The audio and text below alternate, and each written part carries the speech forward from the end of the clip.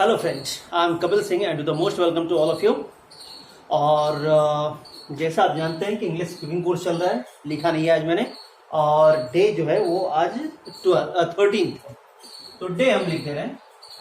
Day आज 13 है, ठीक है, 13। तो आज देखिए, अभी अभी इसके पहले वाले क्लास में हमने क्या पढ़ा था।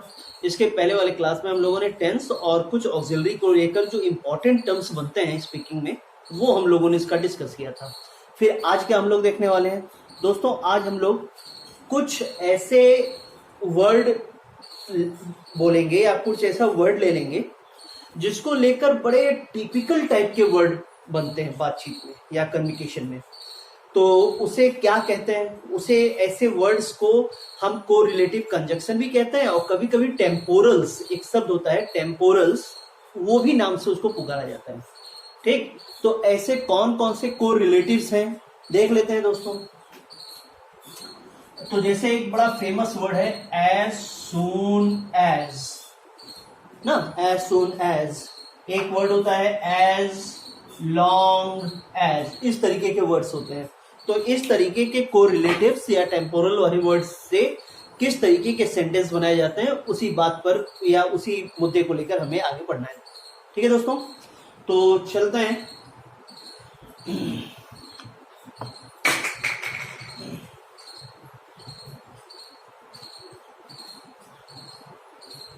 इसको हम थोड़ा ऊपर लिख दे रहे हैं जिससे कि आपको मालूम पड़ जाए। यहां लिख दे रहे हैं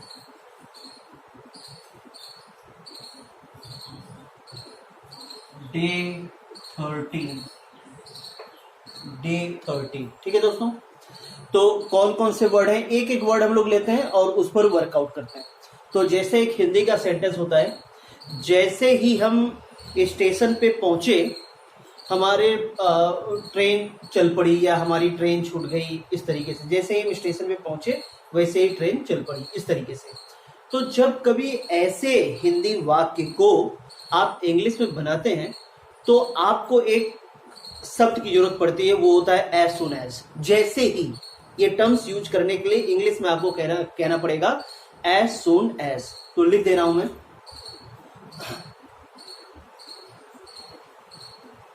जैसे ही हम स्टेशन पर पहुंचे। ठीक है दोस्तों, हिंदी पर बहुत ज्यादा ध्यान मत दीजिएगा। तो स्टेशन पर पहुंचे, स्टेशन यहाँ शायद बड़ा सा रहेगा ना। जैसे ही हम स्टेशन पर पहुंचे, ठीक है, स्टेशन पर पहुंचे, गाड़ी चल पड़ी, गाड़ी चल पड़ी। ठीक है दोस्तों, यहाँ दिख पा रहा है, हाँ, गाड़ी चल पड़ी। ठीक है, तो जब कभी भी हम इसका इंग्लिश बनाते हैं तो हमें कहना पड़ेगा as soon as we reached at the station, as soon as we reached at the station, लिख देना है हम, as soon as we reached at the STATION station, लिख पा रहे हैं यहाँ तक, हाँ स्टेशन लिखा हुआ, station, the train left, comma यहाँ पे लगाइए, फिर आगे लिखिए द ट्रेन LEFT लेफ्ट। ठीक है दोस्तों, तो इस तरीके का टर्म्स आपको मिलता चलेगा। मैं फिर से पढ़ दे रहा हूं, जैसे ही। तो इस जैसे ही को डिनोट करने के लिए हमारे पास इंग्लिश में क्या शब्द आया। तो कभी कभी आपको जरूरत पड़ती होगी, जैसे ही हम ये काम करने पहुंचे वो जा चुका था, या इस तरीके कभी कोई वर्ड आपको यूज होता है, मतलब जरूरत पड़ती है आपको यूज करने की। तो इस तरीके के टोन वाले जितने भी हिंदी टर्म्स आपको मिले, उनके साथ आप एज सुन एज का यूज करिए। ये स्पीकिंग के टर्म्स में है। और अगर कंजक्शन में हम पढ़ाते इसे, तो हम खाली यही बताते कंजक्शन में कि जैसे आइदर के साथ और होता है, नाइदर के साथ नॉर होता है, उसी तरह से एज सुन एज के साथ कॉमा होता है। लेकिन आप चूंकि स्पीकिंग के टोन में देख रहे हैं, तो आपको इस तरीके की सेंटेंस बनाने की जरूरत पड़ जाएगी। ठीक है दोस्तों, तो फिर एक सेंटेंस होता है no sooner. As soon as के बाद एक वर्ड होता है नो सूनर। तो नो सूनर का क्या मतलब है, इसको मिटा देते हैं। आप एक एक सेंटेंस का इंपॉर्टेंट वाली कॉन्सेप्ट है दोस्तों। तो एक एक सेंटेंस का आप जो है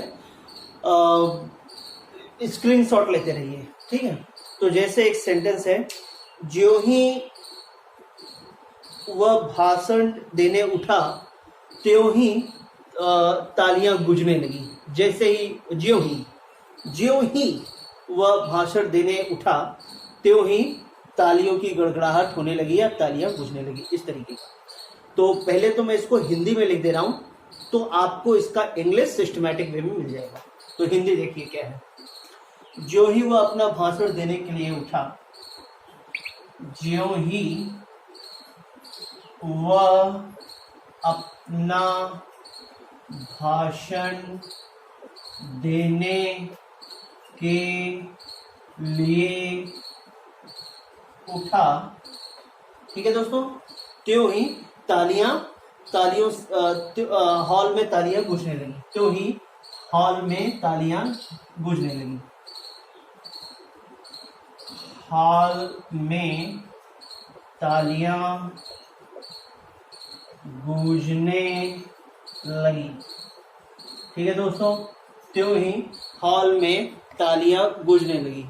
ओके, तो इस तरीके का जब भी कभी सेंटेंस आपके पास आए तो देखो, पहले वाली भाषण में जैसे ही था, ठीक है, इस भाषण में भी हम एज सुन एज के साथ कर सकते हैं, लेकिन यहां पर ज्यादा अच्छा रहेगा कि आप नो सूनर का यूज करिए। तो नो सूनर और एज सुन एज में अंतर क्या होता है? तो सबसे पहली बात तो यहां देखिए, जो ही वो अपना भाषण देने के लिए उठा, हाल में तालियां गूंजने लगी, तो इसका मतलब ये क्विक एक्शन के साथ है। तो यहाँ as soon as, no sooner आप दोनों लगा सकते हैं। तो चूंकि एज सुन एज के साथ एक सेंटेंस हम बना चुके थे, तो अब हम नो सूनर के साथ एक बना देते हैं, ठीक। तो no sooner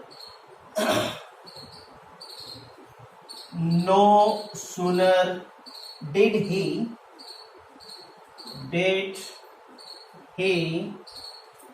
he got up to deliver his speech,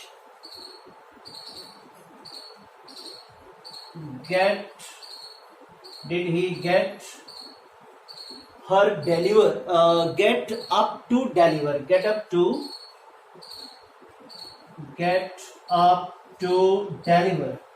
deliver, deliver, और his speech, ठीक, हाल में तालियां गूंजने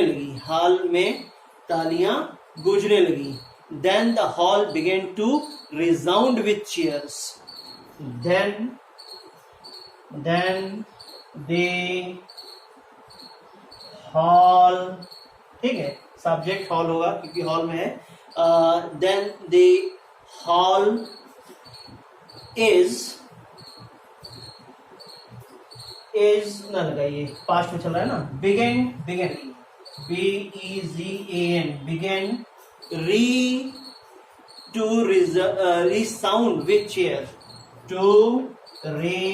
resound with cheer, ठीक है दोस्तों। cheers, cheers। देखिए, ज्यों ही वह अपना भाषण देने के लिए उठा, no sooner did he get up to deliver his speech, then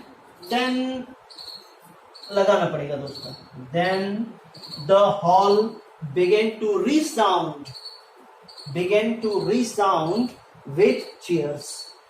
तो इस तरीके के सेंटेंस आपको मिलेंगे दोस्तों।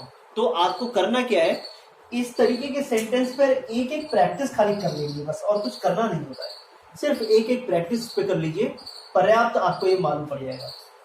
अब इसमें अगर ग्रामेटिकल पॉइंट ऑफ व्यू से हम देखते, तो ग्रामेटिकल पॉइंट ऑफ व्यू से खाली हमें 3 बातें देखनी होती हैं। कौन सी 3 बातें होती हैं?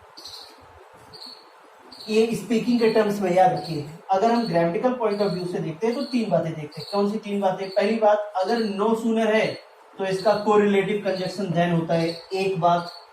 दूसरी बात, जब कभी सेंटेंस की स्टार्टिंग किसी भी नेगेटिव वर्ड से हो जाए तो आप हेल्पिंग वर्ब पहले और सब्जेक्ट बाद में लिखते हैं, जिसको इंग्लिश में कहते हैं इन्वर्जन स्ट्रक्चर।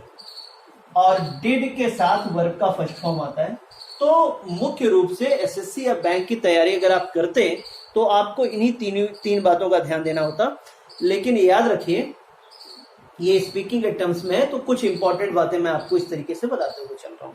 ठीक, अब अगर देखिए, अब अगर आप फ्लो में बनाए रखिए, जब आप इसे बोलते हैं तो फ्लो में बनाए रखिए। अब अगर आप बोलने के टर्म्स में डिड नहीं लगाते हैं, ही गॉट अप लिख देते हैं, ही गेट अप लिख देते हैं, तो गलत तो है, ये तो नहीं कहा आज तक ये सही है, गलत तो है, लेकिन फिलहाल स्पीकिंग के टोन में चल जाएगा, बस यही चीज है। तो आप इसको आप कम्युनिकेशन में फॉलो अप करिए। ठीक, अब अब तीसरा हम लोग एक वर्ड लेते हैं, इसका स्क्रीनशॉट ले ले दोस्तों।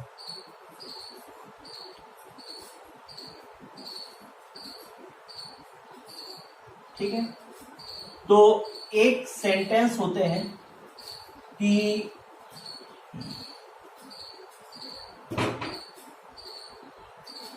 जैसे हार्डली, स्कैर्सली, बेयरली, ये सब वर्ड आते हैं। ठीक, तो ये हार्डली, स्कैर्सली, बेयरली, इसका क्या मतलब, इसका यूज क्या होता है दोस्तों? तो इसका यूज ये होता है कि जैसे कोई भी काम हम करते हैं कि तुरंत, जैसे हम घर से निकले ही थे कि बारिश होने लगी, या हम घर से मुश्किल से हम घर से निकले ही थे कि बारिश शुरू हो गई, इस तरीके का वर्ड। तो इसको अगर दिमाग में ऐसे आए कि सर हम क्या इसको एज सुन एज से नहीं यूज कर सकते? कर सकते हैं, कोई दिक्कत नहीं है, एज सुन एज से भी कर सकते हैं। खाली इतना ध्यान देना है कि एज सुन एज अगर आए तो वहां पर आपको क्या समझना होता है, और अगर स्कैर्सली, हार्डली आए तो वहां पर आपको क्या समझना होता है। ठीक है दोस्तों, तो देखते हैं। जैसे एक सेंटेंस है, मुश्किल से वह गांव में एंटर्ड किया ही था कि उसके पिताजी का देहांत हो गया। ये एक हिंदी है, मान लीजिए, मुश्किल से वह गांव में एंटर्ड किया ही था कि उसके पिताजी का देहांत हो गया। तो लिख दे क्या, हिंदी लिख दे रहे,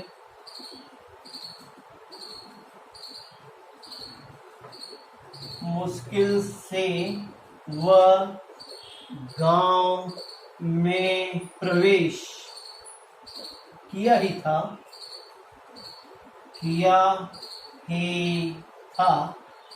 उसके पिताजी का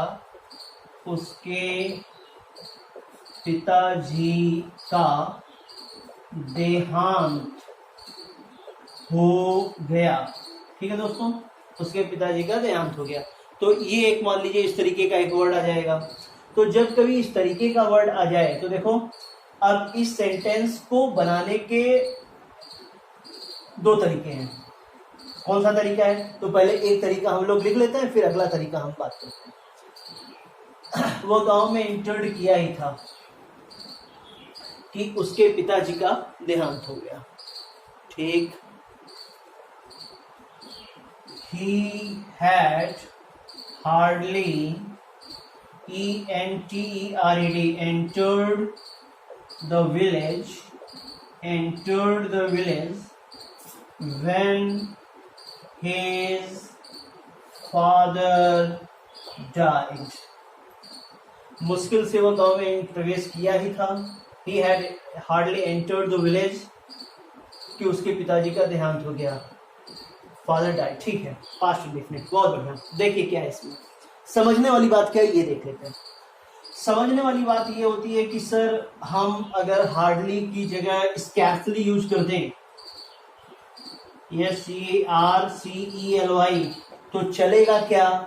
दौड़ेगा, चलेगा नहीं, दौड़ेगा। बेयरली यूज कर दें, BARELY, बेयरली यूज कर दें तो भी चलेगा क्या?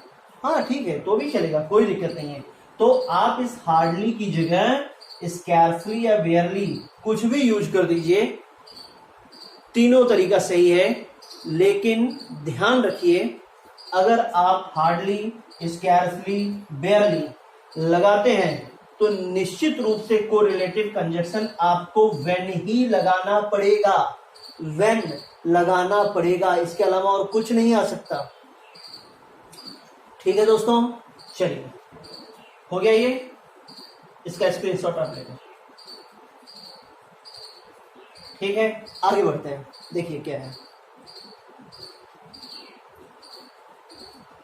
आगे बढ़ते हैं।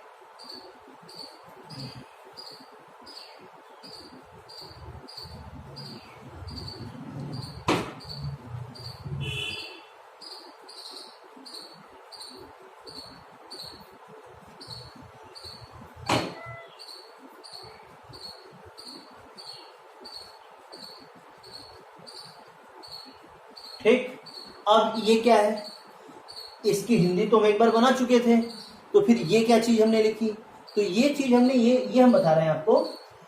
इस सेंटेंस को आप इस तरीके से भी लिख सकते हैं, hardly had he entered the village when his father died. तो फिर आपके दिमाग में आएगा सर ये आपने इधर उधर कर दिया, हार्डली पहले, अब पहले शुरू में कर दिया, पहले आपने बाद में किया था। तो जानिए इसके प्लेसिंग को बदलने से आपको इसकी हिंदी बदल नहीं जाती, ये लिखने के तरीके हैं इंग्लिश में। हाँ, इसमें जब भी आप लिखें तो कुछ बातें बड़े ध्यान से देखना पड़ेगा। वो ये, अगर आपने हार्डली का यूज सब्जेक्ट के पहले किया है तो आप हेल्पिंग वर्ब भी सब्जेक्ट के पहले यूज करेंगे, एक बात इंपॉर्टेंट वाला। और दूसरा, हार्डली के साथ व्हेन आता ही, ये तो आप जानते हैं। और तीसरा कि सर हार्डली की जगह हम स्कैर्सली या बेयरली भी यूज कर सकते हैं क्या, तो उसका जवाब है हाँ, बिल्कुल कर सकते हैं। आप हार्डली, स्कैर्सली, बेयरली आप सब यूज करिए, यहाँ पे कोई दिक्कत नहीं है। ठीक, तो इसको ग्रामर में कहते हैं इन्वर्जन सेंटेंस। ठीक है दोस्तों, इसको ग्रामर में कहते हैं इन्वर्जन सेंटेंस। और अगर हार्डली, स्कैर्सली, बेयरली आप as a adverb helping verb के बाद और मेन वर्ब के पहले लिखते हैं तो इसे आप कहते हैं सिंपल सेंटेंस, इसे आप कहते हैं सिंपल सेंटेंस। ठीक, तो इसकी हिंदी में कोई परिवर्तन नहीं होता, खाली अंग्रेजी की बनावट में अंतर होता है। और इसमें आप बहुत ज्यादा कंफ्यूज ना हो मित्रों। मित्रों सब कहने से भी डर लगता है। चलिए आगे बढ़े क्या हम लोग।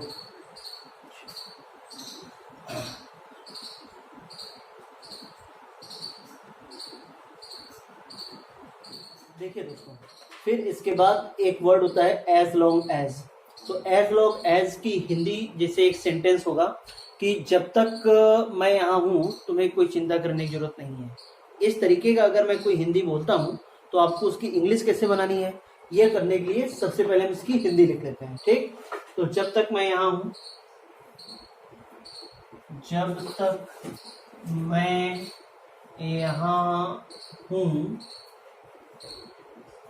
तुम्हें चिंता करने की जरूरत नहीं है। आपको किसी बात की चिंता करने की जरूरत नहीं है। आपको किसी बात की चिंता करने की जरूरत नहीं है। ठीक है दोस्तों, नहीं है, लास्ट में हमने लिखा है नहीं है। ठीक,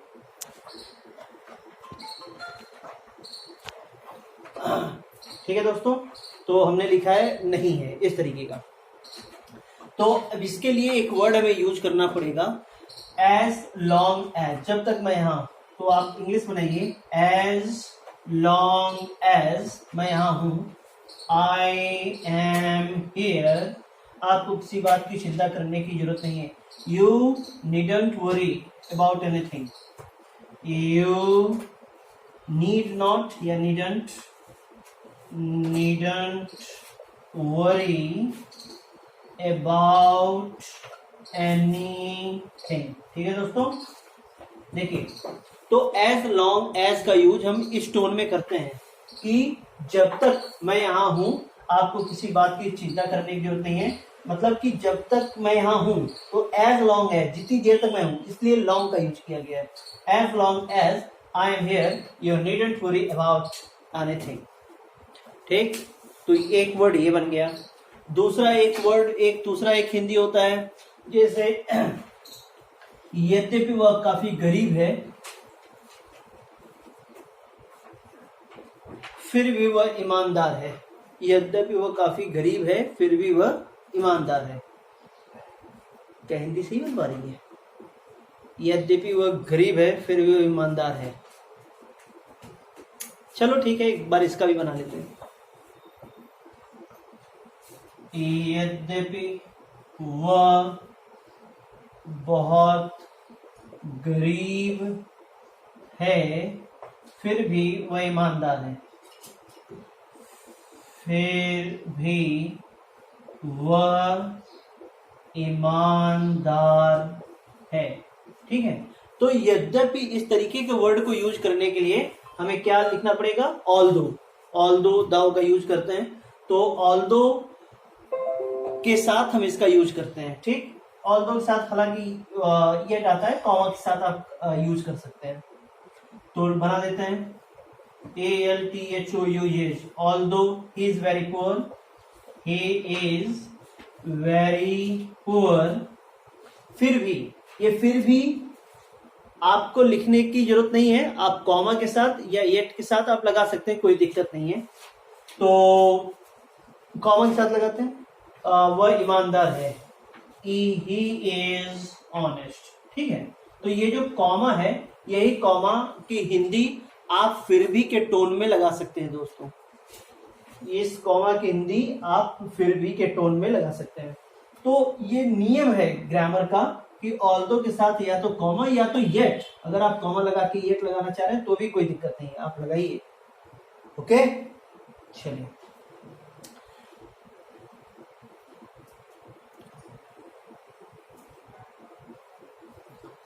ठीक। अब एक बड़ा फेमस वर्ड आता है एज फार एज।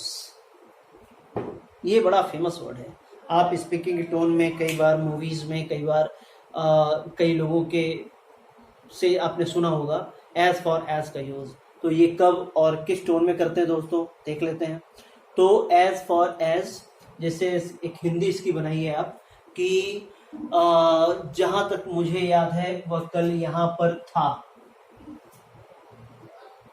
जहां तक मुझे याद है वह कल यहाँ पर था। ठीक दोस्तों, जहां तक मुझे याद है। ठीक है, तो इसकी इंग्लिश लिखने के लिए आपको लिखना पड़ेगा as far as I remember. As far as I remember. ठीक, ये पूरे की स्ट्रक्चरिंग कुछ इस तरीके से होगी, देख लेते हैं। जहां तक मुझे याद है, as far as I remember. ठीक, तो वह कल यहां पर था। He was here yesterday.